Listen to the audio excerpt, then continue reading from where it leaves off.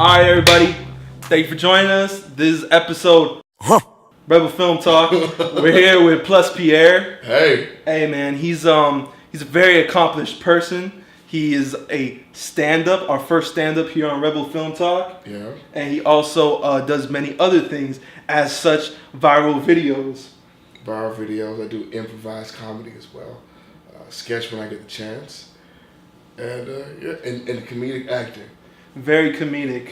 How we done, people? Spectacular! Alright, my name is Plus. Like all the other comedians, I too am Jewish.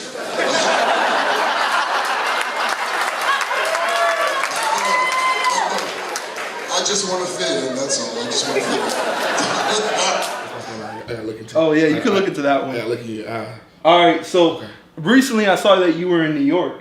Yeah, we the Hay team and I, it's the Haitian Husbands, Cello, Zopos, and Success. Okay. And we perform collectively. We do like Haitian shows. Yeah. And we were booked in New York to do a gig in Queens, and it was cool because you just I don't know, because it was dope because just to be in New York for a few days to do one show. Is that your first time there in New York? Yeah, it's my first time there. And I was performing, so it's good. I saw you got like sick.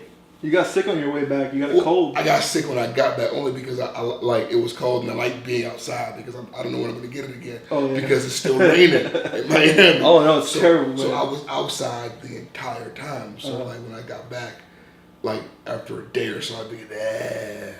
And did you have to do any shows after that? I did. I performed. I hosted a gig. I think that Monday when I got back. And I mean, like I guess when I'm on, like it doesn't make a difference really because I'm on. Yeah. But like when I'm down, I just but like when you're on stage, you can't like I don't know like I've had toothaches, I've just been overall sick and headaches. But like when I'm on stage, like you don't feel any of it until you're immediately off of it. Oh yeah, it's like the adrenaline kicks in. It's like it kicks in immediately. You don't feel any of it. Yeah. Yeah, man. I was wondering, like, because if you're sick, what do you do? Like, I remember, like, one time Kanye went on, like, the BET, like, once he dropped Graduation. Yeah. And, like, he was singing Big Brother, and, like, his voice was gone because he'd been performing, like, crazy that whole week. He was like, my big brother, his big brother. Big brother was Big's brother. Used to be Dame and Big's brother. Who was hip-hop brother? Who was no ID friend, no ID my mentor. Let the story... Brother, this is the same man who performed the song with his mouth shut, wired shut. That's why I respected it. I'm like, this is probably the worst quality singer I've ever heard. I mean, but he's the emotion, you know. Because he's still in performance. Because he's Kanye, bro. Yeah, but curse? No curse? You know, we try to keep moderate, it friendly sure. for the children. I'm not going to do it at all. You know, Trick Daddy cares about the children. We watch also me care not about do children. it at all like a professional. Hey, man. If you cannot curse the whole time, Facebook would love you. Okay, okay. I'm thinking about Facebook. My mom's there. Yeah, everybody has parents on Facebook, and that's why we have to mind them. Because all of my family members, they like deny the old. I don't have the heart to like deny the old people in my family. They're all there. Yeah, I don't know how you do it. Like how you would go about like just like doing you when you know like your grandma's like liking all your stuff. My grandma likes everything I do. Well, you know what? I'll post clean versions of my jokes on Facebook. The Haitian ones too. Everything like when I put things.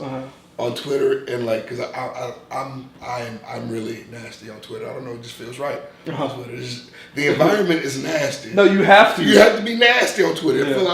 I'm really nasty when I'm on Twitter. Yeah. Instagram is just filthy humor. But like before I share, you have to edit in your caption and change your post. You put it on Facebook. Because so you go through like all that? I have to. I know some people like they got all their social media links, so it's like the Twitter and Facebook is all the same thing. Yeah. So if they like retweet something nasty, shows on Facebook, and I'm like, you can't put that on Facebook. I don't do the automatic retweet on Facebook. Yeah. My Facebook is carefully constructed. Before anybody tags me anything, I have to see what it is and then approve it. There's no... Oh, yeah. I saw people had that because at night you get tagged in like shoes and stuff. Man, look, I can't have that. Or sunglasses. I get tagged in like porn in the middle of the day. All the time. So you're busy like trying to live your life and be a good good man. You know what? I was on Facebook when it was just for colleges. Oh, true. And back then it was a clean, wholesome place. Back when Mark Zuckerberg was finessing the game. I don't know what it's become. I don't know what we've done to it. It's not beautiful anymore. It used to be beautiful. It's gotten ratchet, man. It's gotten really ratchet, man. There's some nasty things on Facebook. It's true. Hey, but that's good, man, because whatever, bro. I feel like when older people see like how ratchet like the world is through Twitter and Facebook, then they appreciate the younger generation for not being that way. I don't even like things on it because people can see what you like. I know, me too. So you just have to internally like it. I just look at it and I'll be like, oh, that was cool, but like, is it worth me? Because it's basically like you're sharing it if you like it. If you like it, then people are like, that guy, he feels me. He's nasty too. So you have to ask yourself, am I okay with my mother seeing me enjoy this? It's true though. It's true because if I like something, like my dad, if I like something. Like he'll say, "Hey, I saw that video you sent me." I didn't send it to you. And he's like, "No, I saw it. You put it on Facebook." And I'm like, I didn't even share it. Even when people tag you in it, everybody sees it. No, and like everybody's like such a snoop. Like everybody's like in everybody's business.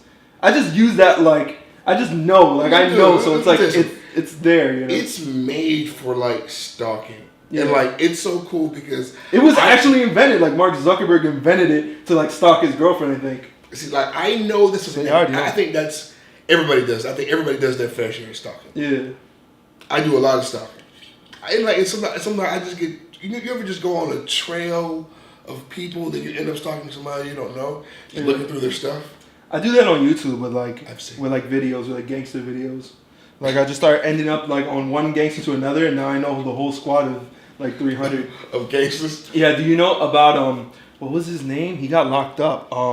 He was in Chi Crew. What was his name? The dude who shot the child.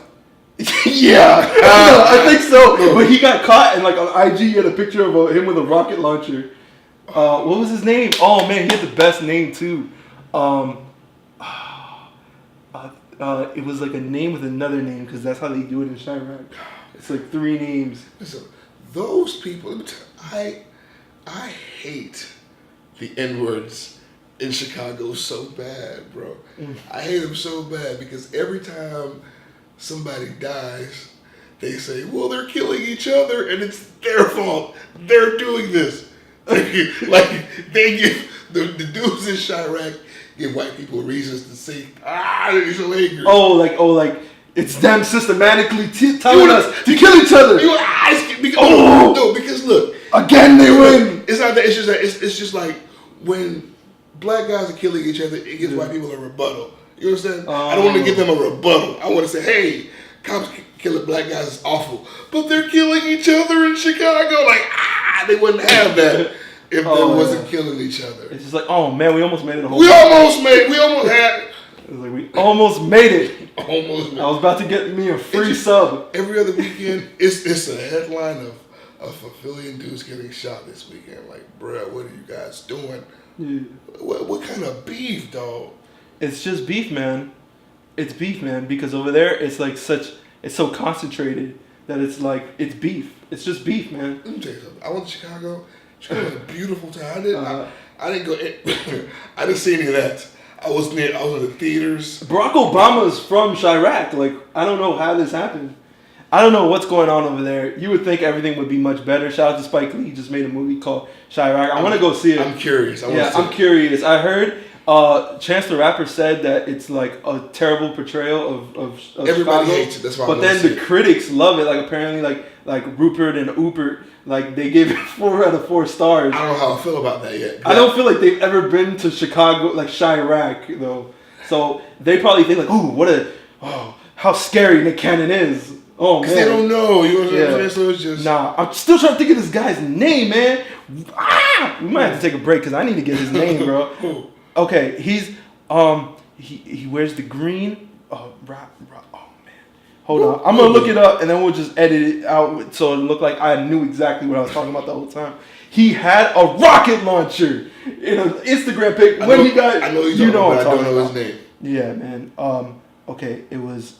How can I even find him, bro? I need a clue. He had like a gruff voice. He was like a demon from hell that raps.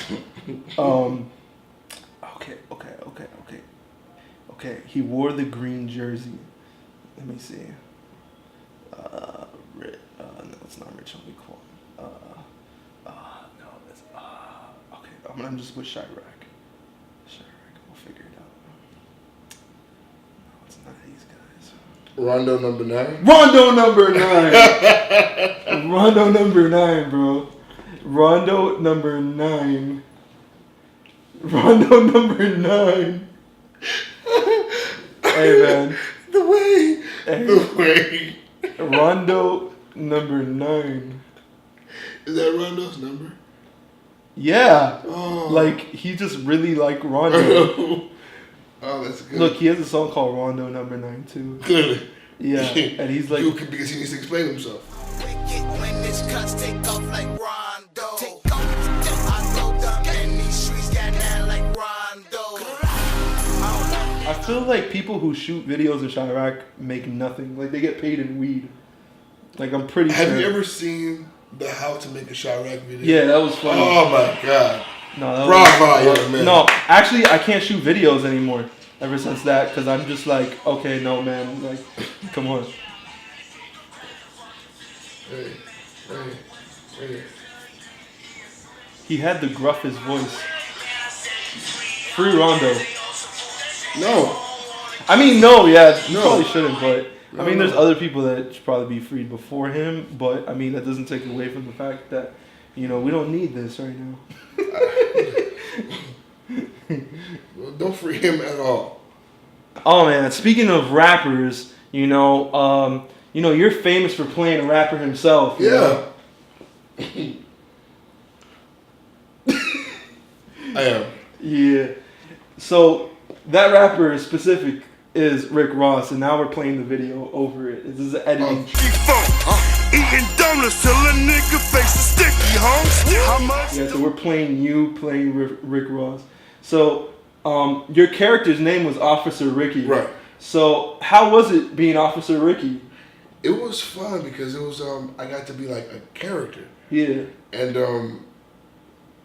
I don't know, because you could be a little wackier when you're in character, so I did a bunch of things. I got to travel while doing it. Yeah. I did a lot of Officer Ricky live shows. I did lots of live shows. That's wild. You'd be amazed how entertaining it is, like, because it's just, and like every show was different because I never really had a set. You just kind of improvise things that could happen, would happen. You kind of run around the crowd. And it's good energy, it's unpredictable, dope energy, and it was fun. Did you ever get on World Star? Several times for free. I've been on World Star so many times for free. Maybe at least 7 videos. That was back when World Star was just trying to ruin the culture and like just make money off the culture. That was before they were ruining it, because then they like all the videos had actually things to do with rap. Yeah. And the fight videos were just sneaking their way in. Yeah. They were just. It was cool, man, because like me and my friend, we were doing like hip hop, like parodies too. Yeah. And like we got on World Star also, but like you started seeing the people that would get on it, and a lot of them were from Florida, like Stephen Joe and stuff. Yeah. And I was like, that's cool. So I remember I was watching your videos, and then I was like, oh, you're from here? Yeah. And then I saw the Halo video. I think you shot it like in North Campus or something. Yeah. Because I remember seeing it, I go, oh, that's the school I go to, and I was like, that was awesome, because I was like, yo, like, I should link up with him because we do like the same thing. But it was just like, it's wild how separated it is that it could have been like a whole different city, a whole different state. Yeah, but it's fucking right. And that's because damn it! 2 of them. I did 2 of them. It's okay. We can cut it. No, it's real. I did it. Sorry. I apologize. You know. I got comfortable. I'm at home. So you were saying? Yeah, so I mean, it's cool because like the internet give dudes a platform no matter where you are, because like there's kind of no excuse, kind of not to be doing what you want to, because like there were dudes from nowhere getting their chance because they're putting their talent online. Yeah. I mean, don't get me wrong, like big business is done in LA, New York, Chicago, like big business is done there. However, internet gives everybody their fair shake, kind of, because there are people with nothing that are making something. Nah, yeah, and it's like, the funny thing is you'll see so many like sort of like amateur videos that you'd be like, I see why this is popping, but it's not really funny to me. But like when you see something that's popping, that's funny to you, like you follow that person. Because the problem is like, it's really hard, like, because it's really hard to say that's funny, that's whack, when it has a boatload of views. Like, it's working, and it's working for a big group of people. Yeah. What can you say? But because there's a rule that you have to respect the kill, and At that time, like, in case people don't follow hip hop, why not? Rick Ross, the rapper, he was known for, it came out that he was once a correctional officer. Right. So everybody was sort of attacking him because he was beefing with 50 Cent. So 50 Cent, like, put that out there. So, like, what ended up happening was a lot of people started turning his back because they're like, this gangster guy is an officer. But then you came out and were straight up dancing and you were wearing, like, the whole thing. And, like, I was going to ask, like, did you make that chain yourself? The cutout one? I had a friend, Ariane. She was really good with arts and crafts. And like she saw that I had like this small little paper one, and she just brought me this big gold. She made as a project, and just a big gold rope chain with like a bedazzled face. It was like, it was beautiful. And whose idea was it to do it? You decided to do it, or somebody said, "Hey, let's do that," and then like you were gonna play him? My brother, he's a film student, and like he's been doing camera things since he was like a kid. Shout out to Camera Things. Yeah, shout out to Camera Things. And like he recently graduated from FOSA with a camera thing, you know.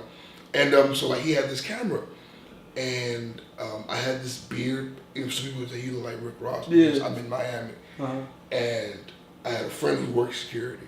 So I put on the outfit, right, and we're saying, let's give it a shot. Let's film it. So I'm sitting in the couch, and like they're throwing questions, and I'm just winging what I think would be funny. Unfortunately, it takes us 8 times to get through it because we had like 7 dudes in the house, and everybody kept laughing. That's how we knew it was good because everybody kept laughing. So we finally get through it, and then like for some reason I danced at the end of the video. Just because like we didn't think it was long enough, and like I was moving around. It's weird because I was a relatively smaller guy, but like when you have this belly, it's just weird to see somebody moving that good. With that was the funny part. That it was like man, like it was just funny. Like sometimes things don't have to be specifically on point to be funny because it's like an over exaggeration. So it's like physically you were over exaggerating like the level of movement he could do, and like Ross is such a laid back like I'm a boss. So it's so weird like to see him dancing, moving that big and like it was ridiculous. So we said let's throw it in, and I remember I uploaded it and I wanted to show it to like a few people, and I went to a friend's house because I sent him the link. I was like, what you think about it? He was like, I thought it was funny. And he was like, it's weird because you have 10,000 views already. I was like, what you talking about? because when I was like at work, it was stuck at like 301. At 301 is what it got stuck. So I mean, I was like 300 views is about what I got between showing my friends and them showing their friends. So I get home and I'm at like 40. Sense. Yeah, I'm at 40. At the end of the week, I get to 100. This was before like partnerships or like knowledge was a thing. So I was literally like doing like YouTube for like horrors and like booked live shows. I did a video in Tallahassee that went viral in like for FAMU, and people thought that I went to FAMU. Which was odd. Like people had no idea where I was from for a long time. But yeah, so we then just, and at that point I was managing. I was with like rappers, so we were like promoting like the rap thing, promoting the beats thing through that. I wasn't really doing stand up at the time. I didn't start doing stand up till about 2010. And then so like I guess when I started doing stand up, I started doing that less. But before that, I was just kind of doing it for the hell of it, I guess, kind of because it was fun, it was awesome. I saw like one video that you were like at KOD like doing it. Yeah, that was crazy to me because I'm like that's like Ross's spot. Like you never like met Ross? No, like, we never. I don't know, I'm stuck. We never nothing. Nothing. Which is cool. I always wondered because like it seemed like that was a big component of what made him so popular was the viral part, and like now you see like Khaled using it, like another like everybody's using it, like Kevin Gates, every Plies, they all use sort of like the viral funny videos to make themselves. Because I mean, and at that time he never really addressed how he felt about the parodies, but he was beefing with 50 that was doing parodies. And you remember when he ate the monkey cake? Oh my god! Monkeys. He was like on tour and he's just eating it, and I was like, this guy is a comedian. That's one of my favorite videos of all time, dog. You niggas wanna eat me? Yeah, you wanna eat my head? Hey, monkey. That's gold, bro. It's gold. It was just like because like Plies is rejuvenated. Like I don't know. Like I don't know what song Plies has out right now. No. I have no idea what project Plies has out. Yeah. But he just did a video that was funny as hell. He was talking about giving women Christmas presents, and she go, "Oh, that's cute." Then she don't really like your video. I mean, she don't like your present, but she supposed to jump on me if you like my present. But if you go, "Oh, that's cute," you don't like my present. I thought it was funny, and like he is getting booked to perform whatever song. He can do whatever song he wants at this point because he's gonna get booked to do it. Yeah, the least moving thing in his career is his music, probably.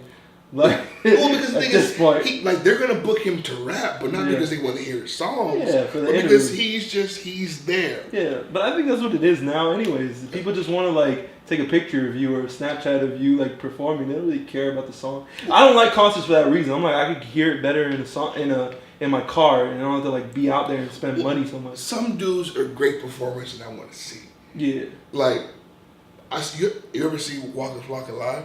No. Oh my! Before you leave this earth, go and watch Waka Flocka. Before I leave, I want to see R. Kelly live. Oh, I have to see. You seen the T2? What's it called? The TP2? The it was on BET. Like they would play it, and it's the one that Aziz mocks when he's talking about like all that stuff. That's the one, and it's so funny, bro. Ladies and gentlemen. Hey. Yeah. I heard his episode, and like he has. I had a friend who went to go see him, and she was mad because like he didn't sing like all of the songs. I'm like, what do you want him to do? What do you want him to do? What do you want him to do? What do you want him to do? This man's catalog is stupid. His remixes. You could do a whole show of remixes. Oh, what do you want him to do? Yeah, come on, man. That's unreasonable. It's unreasonable. It's unreasonable saying that you want him to do every song. He's because he has so many good like album cuts. You know? Yeah, and then he's on so many remixes, and then some of the songs he's featured on. I listened to him do some of the songs that he wrote for other people. Put my whole damn head in it. Yeah. Laundry Madness, because he's the king of conversation R&B. You said Laundry Madness? Laundry Madness. Nevia, yeah. He's the king I know, bro. That was so good, man. R&B. All the Ronald Isley songs, the conversations. I enjoy every piece of the classic. Showdown. Yeah, man. R. Kelly is lit. Forever will be lit. And, you just got to respect somebody that's lit forever. He's forever going to be lit. And nothing he says will ever be wrong. I feel like it will always be 100% correct. And what's crazy is R. Kelly still makes awesome music. You know what's funny is people want to say bad things about R. Kelly, but you let Donald Trump do whatever he wants. It's like R. Kelly is basically the Donald Trump of like the black community. It's like he can say or do whatever he wants. In reality, people are just like, man, like you gotta respect the man. There were some people who do crimes I can't do. I saw R. Kelly's crime as a child, and I just remember how like she didn't look like a victim. I guess like that's why I was like she looked like a victim, and she got paid lots of. Never mind. Let's just say I'm still gonna enjoy R. Kelly's music. I'm always gonna enjoy R. Kelly's music. It's freaking awesome. Shout out to the boy. He just did a song called "Switch Up" with Lil Wayne and Jeremiah. It's fantastic. He cannot make bad music. Yeah, no. Yeah, man. There's a whole lot of great R. Kelly videos, and I think what's his name? Aziz put everybody on to like to the mainstream people onto like, and that's why he's headlining Coachella and all this stuff now. Yeah. Yeah. That's dope. Because he's classic, bro. He dresses like he's 17 though, and that's a problem. He dresses like he's 15. And that's an issue. He wears like diamond encrusted hats. He dresses like Soulja Boy. That's what he dresses. That's a problem. I think Soulja Boy would be scared about the way he dresses. Soulja Boy would be like, "Come on, man, grow up a little bit." Yeah. Bedazzled vest. Yeah. What are you doing? Yeah, he's just bedazzled. But I mean, isn't he a grandfather? I believe he's a grandfather. You have to act your age. Some people can wear bedazzled stuff. Robert, act your age. So what I wanted to know was, so you did the YouTube videos and you were pretty popping. I think maybe the last one you might have done. Well, I saw the last one you did, but the last real parody one you did was like the 3 times. I like that one. Yeah. You're like, you say everything 3 times. Told you I said the same thing 3 times. Using frivolous words that can't And I was watching him like, that's so crazy because that's his whole formula still. Yeah. Like for the last 4 years, it's just like I'm making money. I'm making money. It's just for like just do the same. Yeah, and it was like, these can't hold me back. These can't hold me back. The funny thing is the clean version, he just keeps saying it. These can't hold me back. These can't hold me back. And it's just like, okay, bro, we get it. Well, because and like you listen to it in the club though, and something about like the way you say it, like that trance. It's kind of it's emphasis is like a trance. You get the folks rocking. You should see when they play These Niggas Can't Hold Me Back in the club. You should see these fools move. Like as they say it, they turn up a little bit more. But that was the formula, and like all the songs was formula. So like I heard the beat, and like the song was so good. I'm like, yo, like Ross should just jump on this. Like you should just jump on it, like because it's his song. Like yeah, because let me tell you, like even like. I'm a big Weird Al fan, right? But people like they've ruined parodies, and like I thought like parodies like they made me yeah. So like I said, I didn't want to make a parody. I wanted to make a song that I feel like he would make. True. You understand? Yeah. So instead, I found a beat and just used his flow. He's rap about whatever I wanted to do. Yeah. And I did that with like the song Donut. I had a song. Yeah. Oh, like, Donut. Yeah. Like I just figured I just do whatever. I just pick a random beat. Yeah. And you rock, because that's better than doing a parody, because those things are awful. Yeah. I'm getting dope, and I'm a nut. I think I'm Homer Simpson. Donut. I'm getting dope. Yeah. Yeah, I like Donut. Yeah, that was hard. And that was crazy. So what ended up happening? You just decided to start doing stand up more? You just focused on that more? Well, yeah, because like I fell in love with like live performances. And like this, I mean, like I didn't like, even though like Ross is like still like one of the main rappers in the game. Yeah. I didn't want to do that forever. Yeah. Though like I knew like I wanted to do comedy at a point, so I began to like just work open mics and become better. And stand up takes like some time, so I just kind of shift my focus. And it was just a struggle, bro. Like I started like be like, oh my god, like at that time you had like Afion Crockett trying to play every person in the world. Yeah. And then you got like Jay Farrell. It's like he's doing it good, and it's like he still struggles to like maintain like a career through it. He just has to do. He can't find his identity. So in a way, it gets exhausting because like where are you gonna transition this to? And then like if you go online right now, like type in how many Rick Ross parodies and see how many fucking videos you find. Yeah. Like I mean, just at a point, I mean, just like you have to develop a voice. Yeah. So I mean, I had to develop myself as a comic, so that you get into improv, you get into sketch, you get into acting, and then you just begin to kind of strengthen your talent and strengthen your abilities. Yeah. And I mean, like it was a good decision, I think. Yeah. It's still fun because I mean, like I still do it in the car, probably. Like I still. Yeah. And then like I think everybody does. Yeah, because you have to. It's just like that's kind of how it started though. Playing Triller. Triller is the best album in the world, dog. Triller's good. Actually, a lot of people put Triller like at the end of his. I don't know why. Teflon Don is a solid album. It's nice. His last two albums, you really could just like throw those in the recycle bin forever. And just go back to them every so often. I I don't play any new Rick Ross. I still play lots. Because he hasn't switched the formula since Albert Anastasia when he did. Because he used to Teflon Don. He used to come out every album to switch up. He stopped switching up. Yeah. And now he switched up. He switched again, but now he's doing lyrical, which he was doing before. So it's like you can't switch up and go back to what you were doing. That's not a switch up. I mean, because when he stopped being so lyrical and started like making these Lex Luger beats, like I was like, oh my god, that's Super Saiyan. He was like he transcended into something else. Because I remember the Albert Anastasia, they had BMF, like they had a lot of songs, but it was so like I remember the vocals were even louder than the final version. So he was like yeah, like he was like they call me Big Meat, and I was like, bro, like there was no compressor on it. He was just yelling. It was just changed everything. I love Albert Anastasia. And if you listen to Migos now, like that just came from that BMF. Everything came from that BMF. Their flow though is Crime Mob, bro. Crime Mob, yeah, obviously, but they're all 3 6 Mafia, Crime Mob. Oh my god, that's everything now, though. Yeah, I walk in the club shaking my dreads. Yeah. Juicy J has to be furious, man. No, Juicy J is furious with money. He has so much money right now. That's true. He just dropped a new mixtape. You should listen. It's called "My Homeboys Ain't No Rapper." That's the song he has, and he says he's like they don't do no shows, they don't go to award shows. He says they're just too real. They're too real to rap. They're too real. I saw Juicy live. I went to go see Wiz at the BBT Center. He looks turned. Oh, Juicy is turned. Yeah. He jumps in the crowd. He's jumping on the speaker. He's smoking joints from the crowd. Yeah. He turned. So, wow. So what? Going from that, you said that you went. So basically, you just focus more on stand up and try to transition that into a more personal career rather than just parodies. Because it's always easy to go back and do a parody. I mean, you still do it. You do skits. You just don't do rock so much. Right. So I think I saw on one that you were opening for like Pauly Shore. Yeah. So like, how big of a Pauly Shore fan are you? Well, you know what?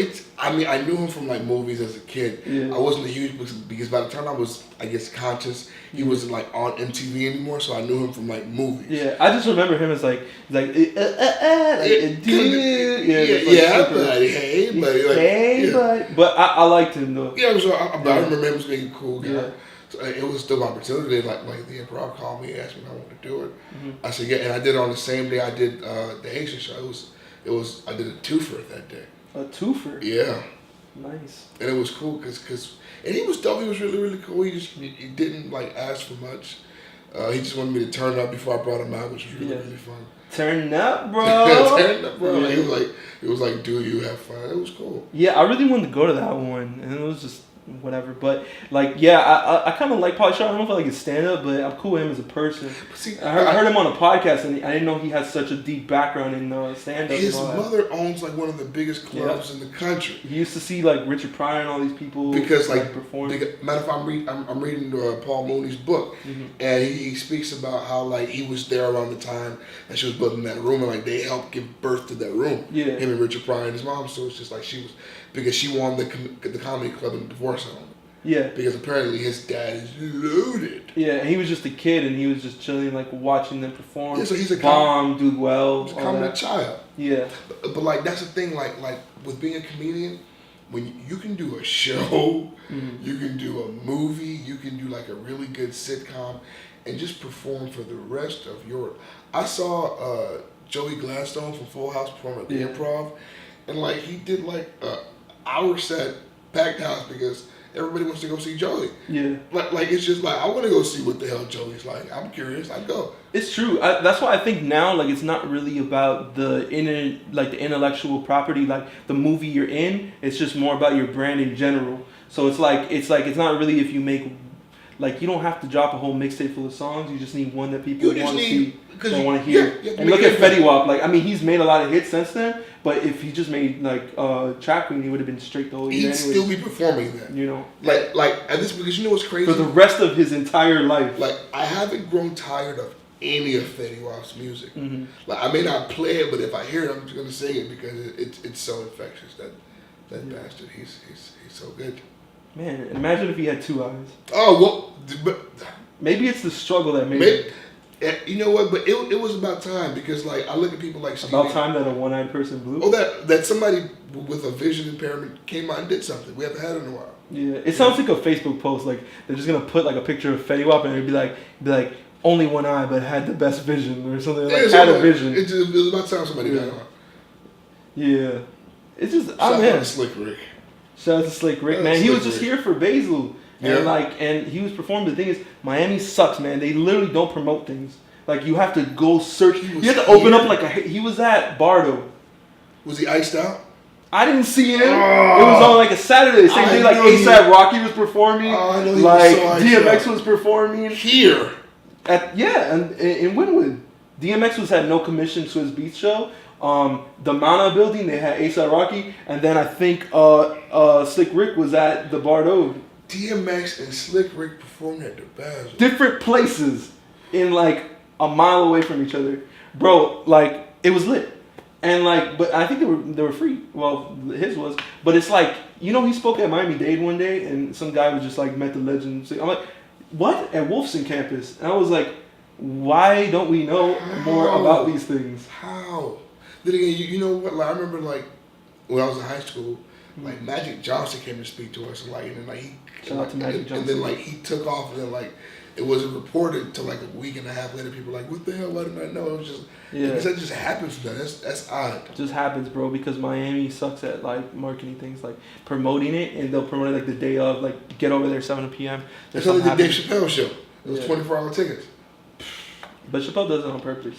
He doesn't want people showing up for him. He wants to just practice. Yeah. But yeah, like that's just how it is for most things. That's why you just gotta be alert. Who would be like the one you want to open up for?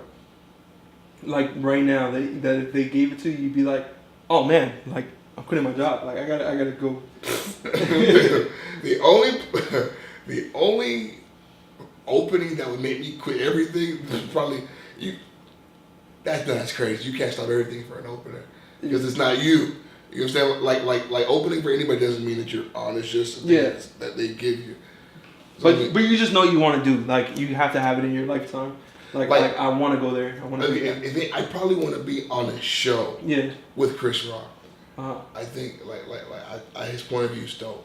Yeah. I enjoy it, and I think like I like to be on a show with him. I think it'd be a really good show. Yeah. I think we can put on a really good show.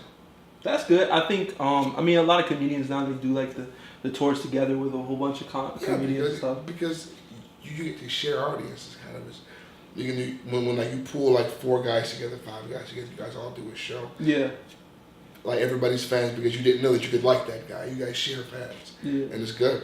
And how has it been with the Haitian Husbands? Because you guys do skits. Do you all do improv also? Well, all of us do sketch and like improv and like stand up.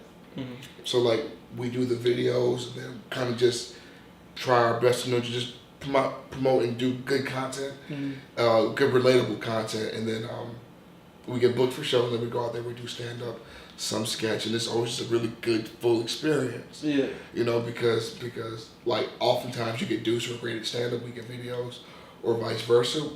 Us, we can give you both and give you really good full shows and consistent shows. So it's dope. Yeah, you gotta exercise all that, bro. The way I feel is like you're a multi-dimensional talent, which sounds ridiculous. I'm just saying that you can do many other things than just one thing. Yeah. And there are a few people that they maybe because they're too young and when they pop off that they really are just getting good at one thing when they blow. But like you've been able to do so many different things, which is great.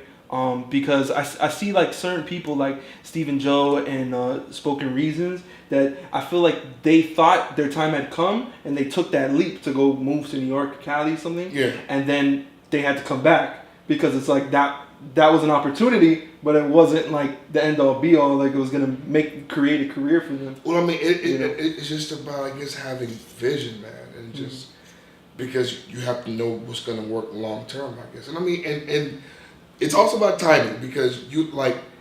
I think about sometimes like when I was 2 or 3 years in the stand-up, I was like, why the hell am I not on yet? Like my stand-up is great, but now looking at hindsight, I'm 3 times the comedian that I used to be, and I definitely wasn't ready then. Mm-hmm. You understand? So sometimes like if you get there but you're not ready. Yeah, that's how I feel about like being a filmmaker too. Is like it's like okay, now I want things to pick up and become something a little bit bigger. Somebody needs to give me a budget, give me some money to do something for real. I feel like the quality is good enough, but then I realize that like it's just an experience and like it's gonna come when it comes. And I look back at like a year ago, maybe 2 years ago, and go, wow, like I've gotten much better since then. Like, yeah. I'm kind of happy that it's taken this time because I've matured as a director as well, like to dealing with other people. Because say I would have made it with this sort of certain level of quality, I would not be as good of a person to handle it with people, you know, and be able to like do the things I need. So I'm kind of appreciative and kind of patient as far as I just hung up on somebody who's a client, but shout out to them. Yeah, but basically, like just finessing that whole situation. So now I'm just patient because I feel like when it comes, it's gonna come. And hold on, sorry, I'm busy. Call back later. Hey, so like the preset. Sorry, at the cinema with my woes. With my woes. So basically, what I'm saying is just that like I'm more patient as far as when it comes. I hope and know that I'll be much better at that time than I am right now. So it's like it's the world, bro. At this point, like we just have to succeed to the world. The world will give us the opportunity. That's all. But we do have to put in a lot of effort. And we have to nail it when it comes. And that's why I respect is like there's a lot of actors I know or a lot of people that want to be comedians or do skits. But it's like they're just like, hey man, I would like to do this. Like, but where's your page? What have you created? Have you created any sort of product yet? So it's like I just told him like I'll help you, but it's like I want you to do for you. Don't wait for me. Do for you. So it's like when I see like what you're doing, I'm more inclined to be like, well, can I help you with something? Because it's because I know like you can keep you. If I can help you, you could take that situation even further than if I would just help somebody once. You know. I mean, there's no point in doing like a collaboration that isn't mutually beneficial. Yeah. Like I don't, and like that's. If you like work with somebody who's waiting for opportunity, then I mean that's not fair. Yeah. And like waiting never got anybody anything. Like people won't. Well, Chi-Raq has a thing where he says like people won't help you like change your tire if you're like just on the road sitting there. But if you spinning, you know what I'm saying? they spinning. But if they see you trying to put your thing together, they're more inclined to stop and help you. I mean, it just you have to put it in motion, man. Yeah. Yeah, man. So it's crazy because the same thing you were saying about I'll never just quit a job because of an opening. That doesn't, and it's true. And a lot of people think that it's just one big break. But really, what you think is the big break sometimes isn't the big break. Well, sometimes it's you were just at a show and you're sitting next to like Louis C.K. or something, and like you become friends, and then now they want to take you. Like I've seen it a lot. So that's why I always tell people like you. Don't just make time for yourself for the things for your shows. Make time to go support other people because that might be your big break. Like when you're chilling. So that's even as a director. Like I don't just go to like festivals or things where my stuff's showing. Like I'll go and see who's the new talent that's like popping out there. And most of the time, like I've come across people that knew my work already. So if I wouldn't have gone there, we would have never met. Made that connection. Yeah. So it was like you got to go out there. So I always tell people like don't just be so tunnel vision. Go out there and support people, and if you believe in karma, then you should believe that that's gonna come back. Yeah, you definitely have to go see them. You know. Yeah, and I agree. Like I go to watch lots of comedy shows. You sit in lots of open mics because like you still like a learning process. Yeah. And like you learn from seeing other people. Yeah. Like you learn from seeing other people do well. You learn from seeing other people do poorly, and it's just you learn. It's good to be in the environment, and then the networking is good for you. The bouncing ideas is good for you. Just the good conversations, the good vibes, they're good for you. Yeah, it's good to be amongst your peers. I wish, because I feel like I haven't really been to too many like comedy shows or improv shows, and I kind of like when I see I know this guy in New York that he does improv, and like he's there and he'll bump into people all the time like there, and like it seems so cool to just go to like the cellar like on a regular day. And you never know what can happen. You don't know who's gonna pop up, and like just having that community in Miami sometimes it's not necessarily we don't really have it, but it's that like it's so spread out that when it's there it's like if you want to make it, you got to drive on a Wednesday an hour away. Don't get me wrong, like now it's a lot different. Like every day of the week there is somewhere you can go and watch comedy that's pretty close. Mm-hmm. And like we're talking maybe from like South Miami all the way to up to about maybe Point or so. Yeah. There were dudes trying to create rooms because like the improv isn't for us every night. That's when I bumped into you and Gramps on a random day, and I was like, what? Yeah. Because I was just like, I didn't even know Gramps was doing that. Like we were at Wood just randomly, like it was my bro's like birthday or something. We're just like we'll take you out and like whatever, and like we were just there and we're just like, what else is popping? Everything's kind of dead. Went to Gramps, we're outside, and like this girl comes in, she knew Mike, and like she was just like, oh, we're doing a little show, like you want to come? And we're like, what are you talking about? Like we're not gonna pay. It's not like, no, just come. So we went to like the back room. Like there's a back room to do comedy. Nice dark room. And I'm like, I didn't know this at all. And it's a beautiful dungeon back there. It was cool. I was like, wow, like this is a cool like little thing to do. Like that. It felt like I almost said serendipity. No, it was like serendipitous in a way, I guess. But it's a good movie feeling, right? Yeah, it was like you can go into a path and end up in a different world, you know. Because like Miami, we don't have like comedy clubs, so like we have to do comedy. Like if we're not doing it at the Improv, we have to either do it in a theater, or like a bar club type things. Yeah. Like so, like some places have places where you can perform, and like for example, like Artistic Vibes is a place in like South Miami where performances popping on Thursday, tours popping on Thursday, Gramps is on Tuesday. Yeah. On Mondays, there's like the Kava in Fort Lauderdale. Like there's somewhere every day that you can go out and rock and do comedy. The only time I ever went to like an improv, like Miami Improv, it was because like we gave blood and they give you like free tickets, but then you gotta buy drinks. Yeah. And I was like, I was just about to take Beep, 2 piece. So yeah, I don't know, but it was just like, it's like you want more, but then you want it to be good too. A lot of people have high expectations about what to expect, and I know like as a comedian, you want people to just come in and enjoy it. You don't want them to come in and be like, "You're not funny," like just heckle it. Well, I mean, you have to invite them on stage. I don't invite it. I don't like the kind of energy. I bite people's heads. When we were at Gramps, man, there was like 4 people there, and like we weren't heckling. It was just my friend. Yeah. He has the most it seems fake laugh. He goes ah, and he'll laugh like 5 seconds later, so it looked like he was heckling. Like so that they couldn't see like the girl who was performing. She couldn't see past the light. All she could see was a guy going because the entire room is pitch black, and like there's like this one shining beam. You can't see a thing. Yeah.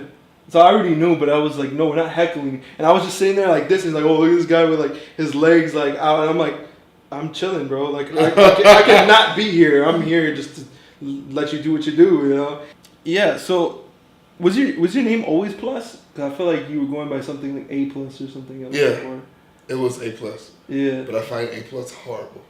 So why'd you have it for so long? Because A plus wasn't mine. It was given to me. Plus, I tried to take it back. You just dropped the A. Yeah. you see how I'm cringing? And where does Plus come from? Because my last name is Pierre Lewis. My name is Alan Pierre Lewis, so it's APL, A plus. Oh, A plus, like A plus Productions. Yeah. Yeah. Oh, what was it? Wicklow? Yeah. What's up with that? What was Wicklow? Wicklow was music. And it was a group that I was part of, and it was I don't even remember how the hell we found the name, but that was the name.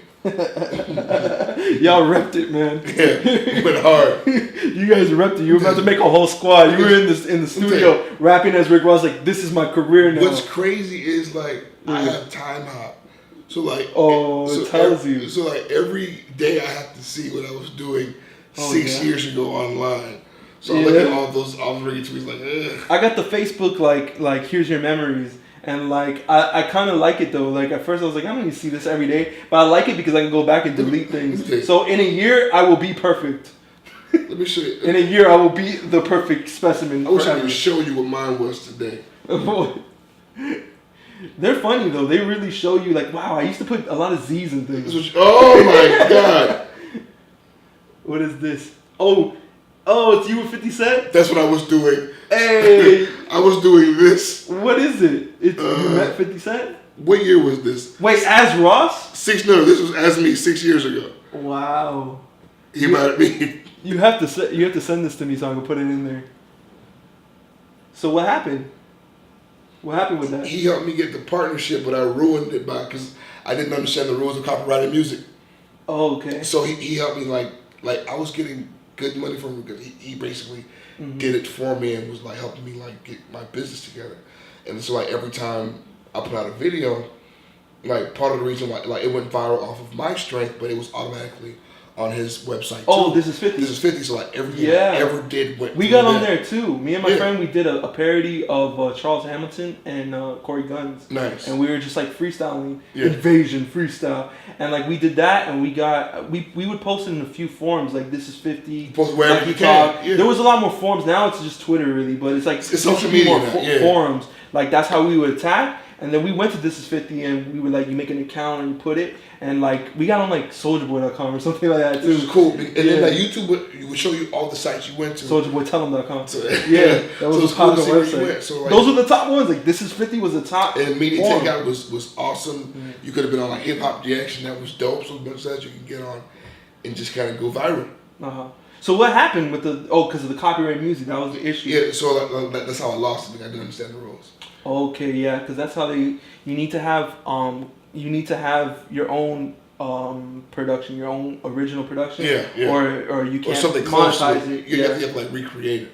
Exactly, yeah. So that's how it is. Yeah, you have to have like a remake or something. Yeah. But that's crazy because I remember, I don't know if it was 09, it probably was, that he was partnering with like the Hot Spitter guy The guy was like, I'm not a rapper. And then I think it was him.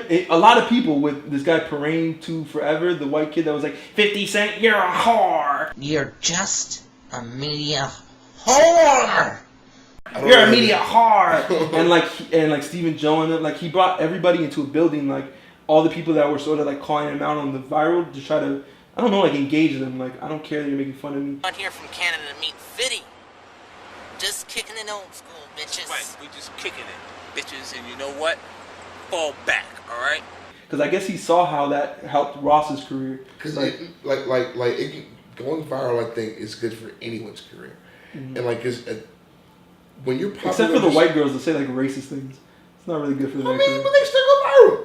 Yeah, and I'm sure they can still get booked at a Klan meeting. It's still pretty good. It's still, you can make good money at a Klan meeting speaking. Yeah. Like, I think like George Zimmerman is gonna he can make a living forever.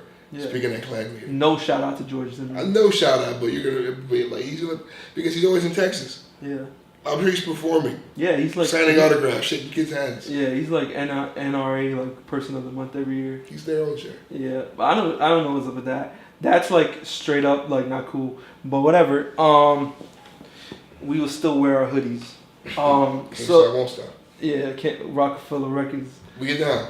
Get down, baby. Girls to girls, they love us. He's mature. He's an adult. I would have stopped. we gotta keep moving, man. They know the song, man. I wouldn't have stopped. Young Guns, Can't Stop, Won't Stop. Rockefeller Records. Get down, baby. Get down. The girls. They love us. Chris and Neef. They had some good songs, man. Oh, with Swiss beats and stuff. But you know, hey, Rockefeller imploded. Hey, man, that's how it happens, though. Like, you know, they probably didn't have, you know, original content either. So they were just going too crazy, bro. Young Chris and Neef. Chris and Neef, bro. You know, it was funny. We talk about you know Young Chris, like he was part of the Young Guns. Like at that period, everybody was saying he was the next Jay-Z.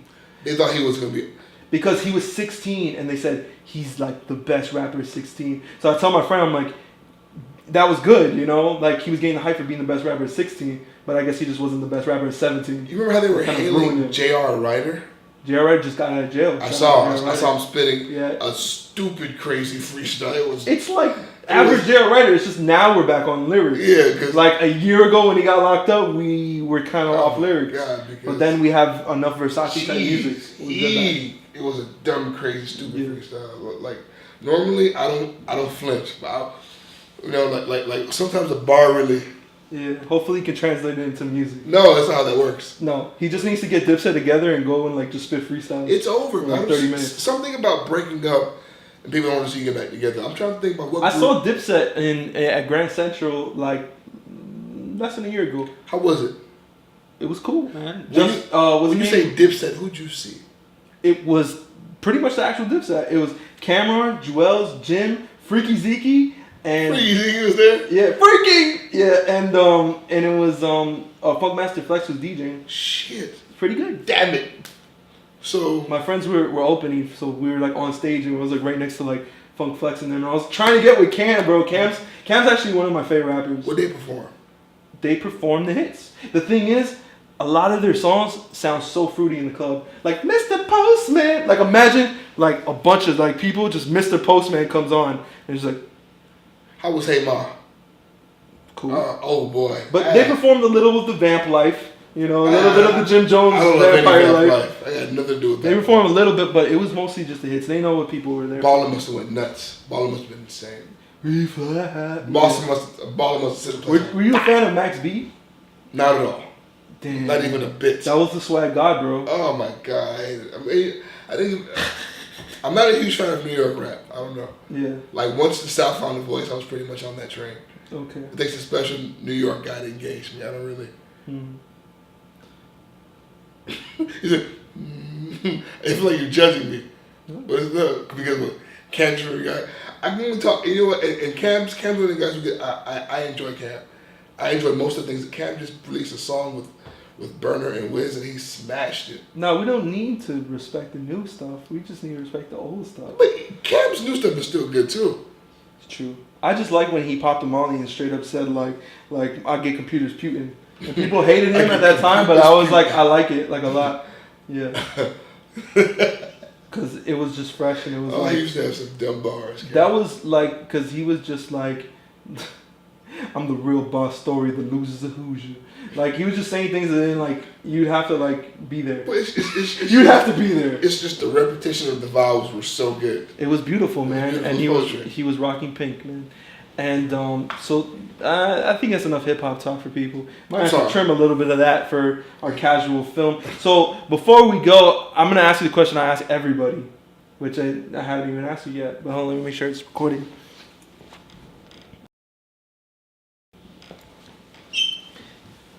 So before we leave, I want to know, what was the first movie you can remember seeing?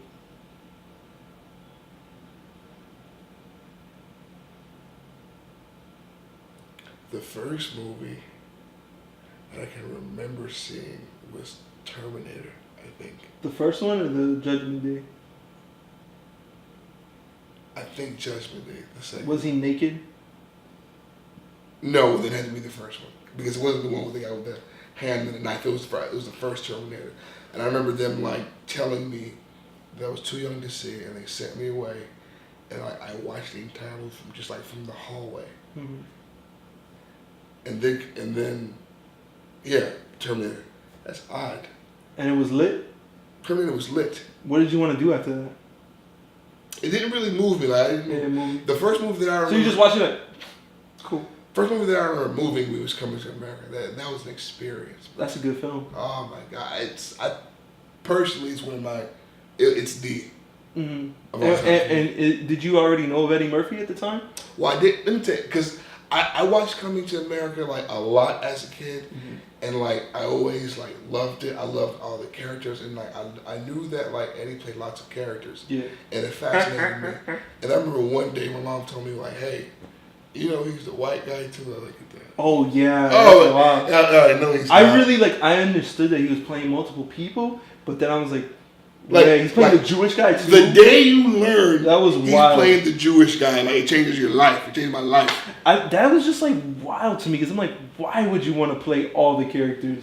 I'm like, there's gotta be something that happened to him in his life that like made him like not trust anybody. Like I'll play that better than you. He did an interview and he was saying because like he was fresh, like he was doing SNL. Yeah. And then like he had opportunity to make a movie, and he wrote a script. And then I didn't like it, and he was like, "What can I make? What can I do to make this movie pop?" Like, I could make a bunch of characters because that's what they want to see me do from SNL anyway. Because he killed SNL doing sketch. It's kind of crazy to me because it's like, though that's such a greatly made movie, such a classic film, and he has a few like that, like Nutty Professor, that you can still take them seriously even though they're so ridiculously like ridiculous. Let me tell you something. I watched.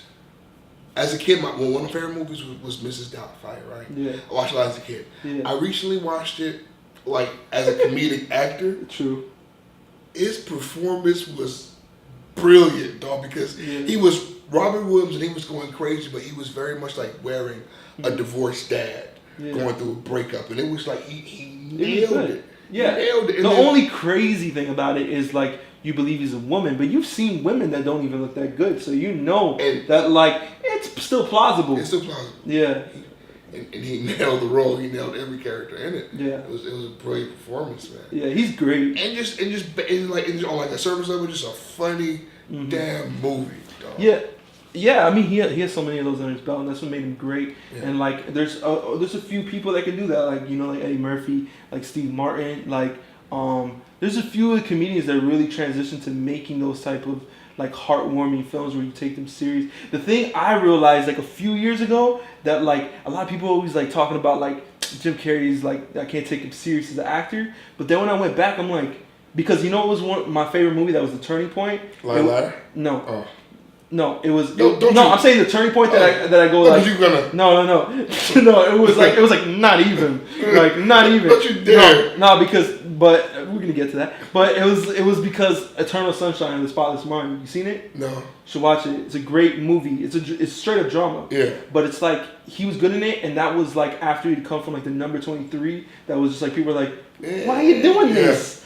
Why? I didn't see that either. But yeah, like when I saw that movie, it's such a great movie, like well done, and like the whole theory behind it, like just what it's about, the purpose. Yeah. That I started really like I would have a conversation with them. I'm like, no, he's watched the movie. He's like, I can't take him serious. He's Jim Carrey. No, but Jim And I'm Carrey like, do whatever but he then wants to do. I realized as a kid, he had my top favorite movies: Truman Show, Liar Liar, The Mask. The Mask. The Mask. I made a mask and would like run around with it, thinking I was the mask. The entire movie was just a bunch of quotables, man. It was. Yeah. He dropped bars the entire movie. The whole time, and that's the thing about like Robin Williams and like Jim Carrey, like they're comedians that just like, and even Eddie Murphy, they drop bars like Rodney Dangerfield. We were watching Back to School, and you know how they did that movie? They just wrote a script and they told him improv it because him and Bill Murray, they didn't really want to be actors, but they wanted to further their career and make money. You have to. So the way they got them to do it is say like, just show up and you can improv. So they improv. So all those things are just straight jokes throughout. They're just playing a role and like they're putting in all that. Just imagine that. Just imagine like things that you just improvise one day become like cult classics and quotables forever. I believe it, and that's why I've been researching like through listening to other podcasts of other actors and stuff. And most of the time they go, "Did you know it was gonna be a hit?" And they're just like, "No, I'm just working." But I realize that you can't set out to make something like that. You just got to do you. All the movies that I've been doing recently, it's been this thing because, like, first of all, people are putting now that they want improvisers, like, because they want you to have the ability to do 2 straight takes, and the third one, let's see what the hell. Yeah. You understand? A lot of movies that I do now, it's this thing, they call it, wait. Crow. It's character, relationship, objective, right? So it's, you know who your character is. Yeah. You know your relationship to whoever the hell you're in a scene with, and you know the objective of the scene is to get from here to there. Just get it across. So however you do that is fine as long as you maintain this or wherever dynamic this has to, or wherever you have to go with this, and then you maintain, and then you somehow get from point A to point B, and it just helps these scenes be a little bit more grounded because you're not really tethered to trying to remember the words. Because when you're improvising, you're not even thinking about your pacing and your spacing. Yeah. Pacing and spacing is something that comes from reading lines because you have to remember kind of where you to come pause in and I wait for you and this and that. But when you can just have a conversation and make things a little cool. I mean, don't get me wrong. Like there were certain lines because writers are brilliant. So there were certain things that have to be there because that's what is necessary. Yeah, but that moves along the story. Yeah. But I think a good piece of improvising is always great, man.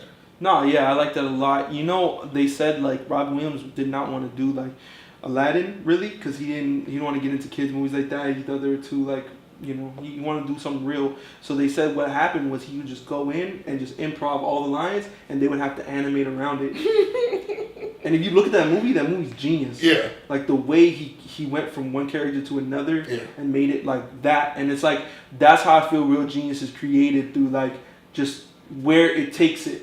Don't marginalize like the by the script or this is what we have to come across. It's like, let's take this as like a platform to jump off and go hard. I was telling you, I was watching the round table for the improvised actors for the Emmys. Yeah. And they asked the entire round table, well, how much do you guys improvise? Everybody was like, we don't because the writers don't play that. Yeah. You understand? Writers don't improvise. Yeah. So apparently, like, when the writers write that script, like, you can maybe play with inflection and tone, but, like, you're not changing these words. Like, that's why we have writers for, like, these shoes work really hard to write this for you. What are you doing? Yeah, it's just that, like, with writers, because they do so many drafts to get it right. Yeah. But at the end of the day, that doesn't mean nothing if, like, if you don't have the right actor. And it's like, the confidence of an actor tells you everything. You know, because it's like they're the ones that's going to take the lines and decide if this can be better. And like nobody knows how good something can be until they see it. Right. So it's like a director might be like, no, this is a great script. Don't change anything. If we just do this, it's good. Yeah. But a director that's confident in their talent is going to say, like, I want to see what you do with that. But if you could take it further, like, surprise me. And all the great directors, they leave room for that. You never know what you can get, man. Because like that's what's kind of frustrating about like just people who cast sometimes because like they have this secret thing that they're looking for. Yeah. and like, but they're telling you to do this mundane thing, and like you have no idea like the depths of my talent. Yeah. You understand what I'm saying? You have no idea if I had this thing that you needed just lying in my back pocket. Yeah. Because you have no idea what they're looking for. That's what I was telling you earlier about like that's why I'm like trying to slowly like take my time with meeting people. Yeah. Because it's like with me, I don't want to work with anybody that doesn't respect like my originality, like the way I want to do things or like how I want to change it for the better. So it's like with actors, it's like if I see what you do, then I know that you're going to take it further than where I'm thinking for you to go. Right. So like that's the people I want to work with because like I want to do 100% as good of a job as I possibly can with the script and with everything, and then put a cinematographer that's going to take it another 100%, and then I want you to come as the talent and say, well, this is how I think I can improve it, and then that way we're 300% better. And that's how you get classic films. And a good collaborative effort, man. That's what it takes. Yeah. Yeah. Exactly, man. It's all about collaboration but collaborating with the right people, not people that just like they bring you down 50%. It's people that are going so hard that they make you like, all right, man, like it's hot in here. We're gonna keep going. That. Yeah, I have to match that. I have to match your effort. I have to match your, and that's why I try to surround myself with productivity because like that energy is infectious, man. Like people energy really bring yours down, man. True. That's what I'm saying. That's why we have to have like the right vibes, and like when we did McClintock, that was what was good about it. Vibes. We had good vibes from everybody, and it's like it's so important. Even the people doing the lights or whatever, like that person could be like, "Oh, I'm tired," and then you're like, "Oh yeah, man, I'm kind of tired too," and then like you get on this negative slope where it's different than when somebody goes, "Oh, like this is awesome, bro. What if I do this and that," and then it becomes like you're just gonna lose track of time, and you're just gonna be like. Focus. Now we're trying to take it further, and like to create that environment of genius level talent is very essential, and that's why like it takes time and patience, and it takes the right mentality of people collaborating to say like, look, like we're not leaving until we do something better than everything in this whole city, until we capture something that's better than what we set out to, you know. So I think it's necessary, but that's why it's good to bring all these people together. With this, I'm trying to link people up and trying to make sure that everybody gets to know the talent more personally so that they respect people as individuals that have been putting in work, because it's like no person who's been doing directing or camera work or anything should ever disrespect somebody on your level that's been putting in time to stand up and knows how the crowds work. Yeah. You know, you can learn from them how to work your body for the camera and all that stuff, but like there's certain things that they should just respect going in. The only jerk that I've ever worked with is my brother. He's a tough director. He's tough, yeah. Other than that, yeah, it's because he's related. Yeah, that's how he's. Hey, I know it's perfect. Give me one more take. He talks like Ross. Yeah. He mocks perfect. No, most definitely give me one more. Give me one more take. Like another one. He mocks me. Wow, that's funny.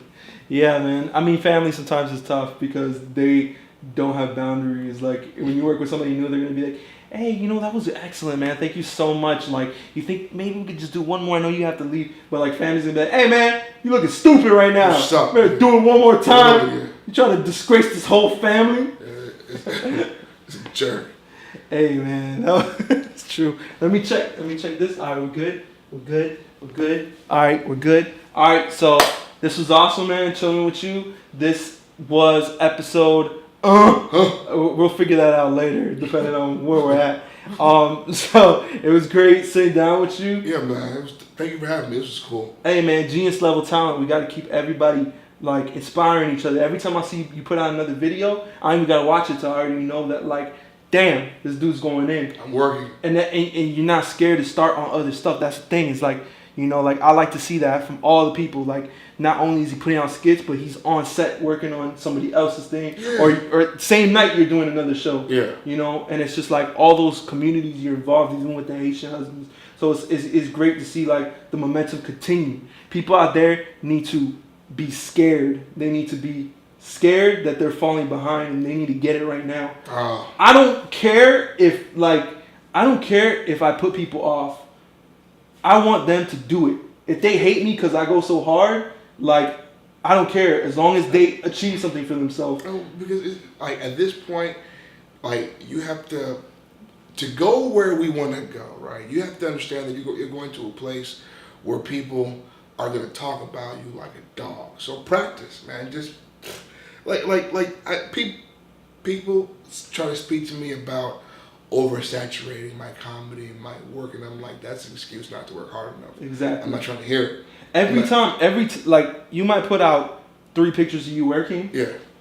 Millions of people still aren't seeing it. If Kevin Hart puts out 1 picture, that's oversaturation because he already put out one yesterday. Yeah, but if you put out 3, people still ain't watching. People still will not click on it and then tell me I'm going too hard. Yeah, like go share it and then we'll settle down. But it doesn't matter. Like it's just the fact that you consistently move because then nobody has any excuse to say that like you don't deserve it. Right. And that's what's important. And that's the silver lining of the entire thing is that no matter how long it takes, at the end of it, nobody can say that we didn't put in the work.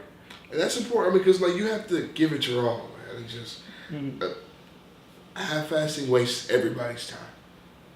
What'd you say? When you half-ass, you waste everyone's time. You waste your competition's time. You waste your time. You waste the people's time who support you. Yeah. Go hard, man. Go hard. Don't. I go hard, DJ. Go hard. You sound like a horn.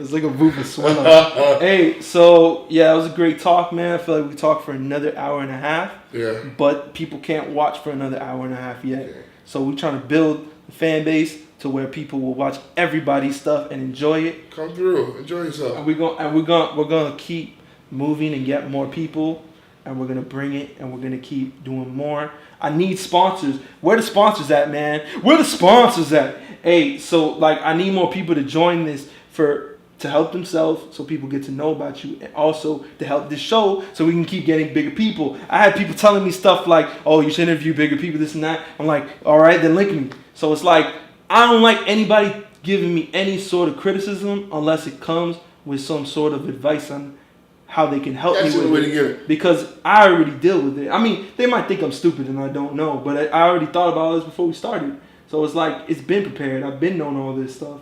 You know, I knew you performed for Pauly Shore, and I love Biodome.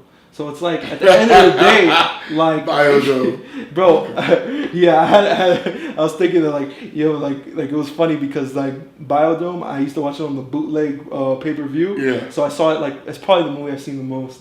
I like everything. And, like, I didn't hate it, man. But there was a lot of stigma towards that type of comedy, like, growing up. It was terrible, man. Yeah. Hey, man, free Pauly Shore, man. Free Pauly Shore. He's not in jail, but we have free him anyway. We have to allow him to be free to do what he does, Shore, man. Keep him free. Hey, man, keep him in your spirit. And free Gucci, please. I mean, free Rondo. No, keep Rondo. Free Gucci. The trap misses you, Gucci. Free Max B, free the wave. You can keep him too. Man, we're not really agreeing on who we want to free.